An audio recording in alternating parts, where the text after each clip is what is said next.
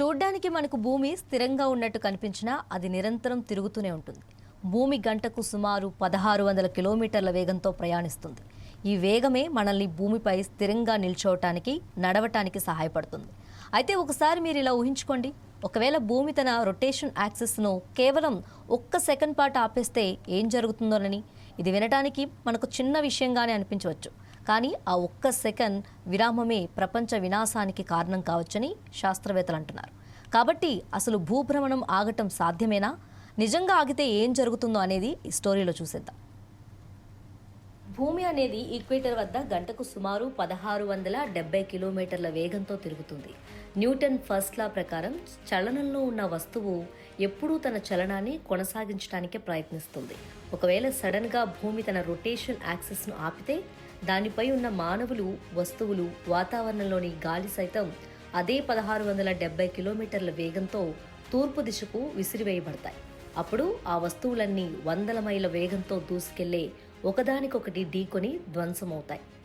భూమి ఆగినప్పుడు కేవలం ఘన పదార్థాలు మాత్రమే కాకుండా సముద్రపు నీరు కూడా తన వేగాన్ని మార్చుకుంటుంది.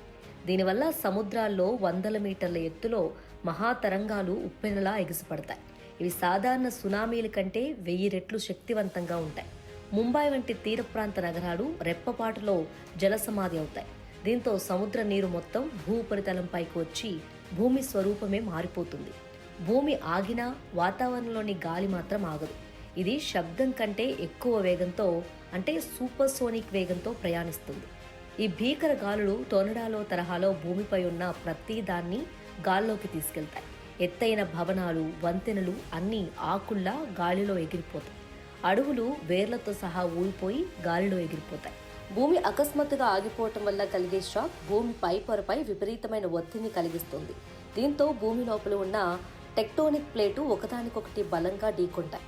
దీనివల్ల ప్రపంచవ్యాప్తంగా కనీవిని ఎరుగని రీతిలో మహాభూకంపాలు సంభవిస్తాయి. అలాగే భూమిపై అన్ని అగ్ని పర్వతాలు ఒక్కసారిగా పేలటం ప్రారంభిస్తాయి. దీంతో భూ మ్యాగ్నెటిక్ ఫీల్డ్ దెబ్బతిని సూర్యుడి నుండి వచ్చే హానికరమైన రేడియేషన్ నేరుగా భూమిని తాకి జీవరాశిని దహించివేస్తుంది. ఇక భూమి ఒక్క సెకండ్ తర్వాత ఆగి మళ్లీ తిరగటం ప్రారంభిస్తే మళ్లీ భూమిపై బ్రతకడం సాధ్యమేనా అనే విషయానికి వస్తే, ఒక సెకండ్ తర్వాత భూమి మళ్లీ తిరగటం ప్రారంభించినా అప్పటికే జరిగిన వినాశనం నుండి కోలుకోవటం అసాధ్యమని శాస్త్రవేత్తలు చెబుతున్నారు. శాస్త్రవేత్తల అంచనా ప్రకారం అటువంటి పరిస్థితుల్లో భూమిపై ఉన్న జనాభాలో 85% మంది తక్షణమే మరణించే అవకాశం ఉందంటున్నారు.